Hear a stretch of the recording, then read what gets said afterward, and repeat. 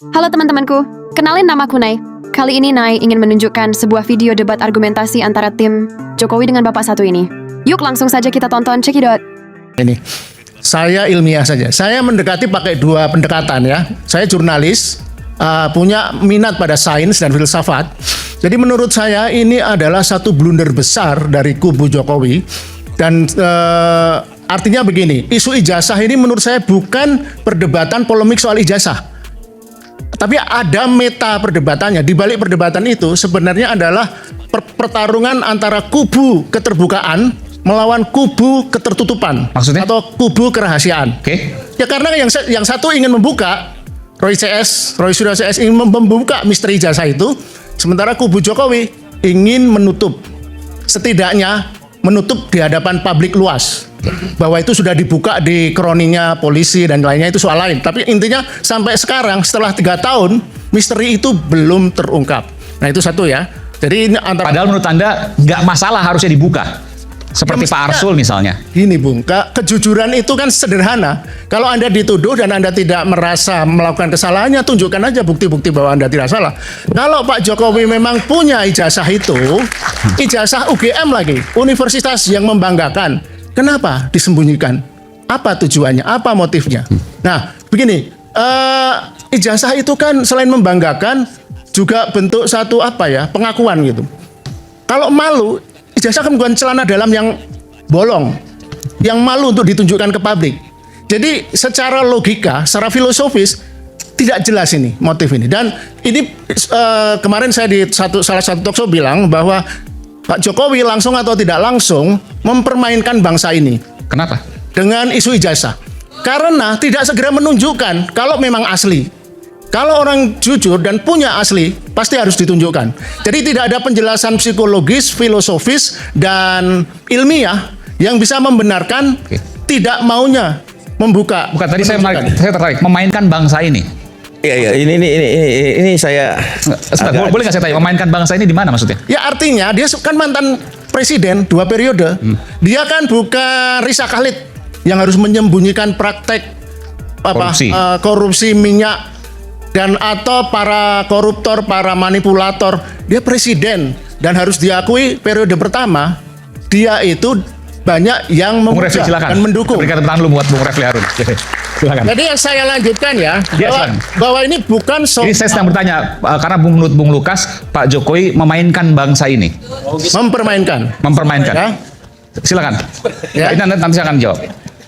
Jadi tidak ada sedikit pun menurut saya kehambelan sebagai seorang mantan presiden yang dulu mengkampanyekan diri sebagai orang yang humble untuk berani secara terbuka menunjukkan.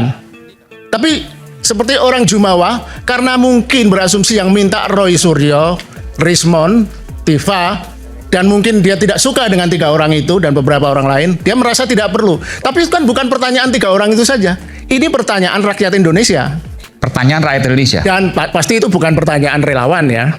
Pertanyaan rakyat Indonesia yang non relawan Jokowi. Tapi relawan-relawan sekarang ini yang begitu gigih membela Pak Jokowi, ini kan relawan-relawan remah-remah roti kan. Maksudnya? Sorry to say ya, jangan bilang remah-remah roti mas. Sisa-sisa laskar pajak. Jangan bilang remah-remah roti, kita ada ini ya. Oke. Kita relawan ini. Remah-remah daging. Pekerja tidak pernah katakan remah-remah roti.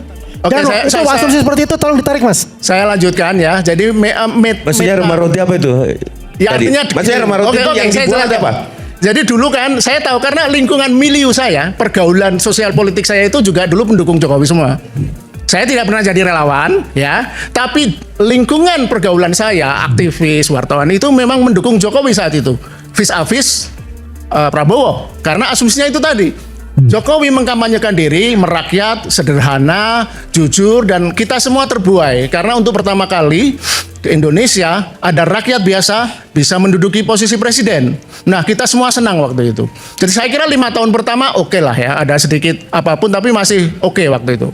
Nah kemudian kembali soal meta diskusi itu tadi ya. Jadi Enggak, saya tertarik karena pernyataannya agak serius saya. Memainkan bangsa ini itu harus dijelaskan, jangan ya, sampai terkait dengan analisis filosofis kan kita mau diskusi ilmiah. Ya Bang Eman ya, ini harus menjelaskan kepada publik secara jelas. Fitnah nanti. Karena ini juga sudah menyangkut dari dikatakan remah-remah perjuangan kita ini. Ya. Tadi saya bilang, kan tadinya jumlah Roti.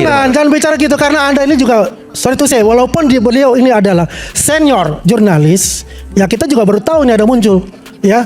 justru itu. Kenapa saya selama ini tidak muncul? Saya tertarik kok bisa ada situasi kayak Kayaknya gini. kalau jurnalis Remah-remah penjelasannya begini. Kapan Anda tertarik kepada ijazah Pak Jokowi? Tadi April dari April. Baru kan? Dengerin Berarti aja. baru karena Anda sebelumnya kan belum ada untuk itu. Iya. Padahal 2020 ya Roy Suryo itu 24 Februari, 25 Februari sudah melaksanakan itu. Ya. kan? Roy Ini kan Suryo, geger-gegeran Roy Suryo. ini kan 2025. Ini terlepas dari Bang Roy Suryo dia. Ya, Ya, masuk. jadi kan saya mau menarik benang merahnya itu.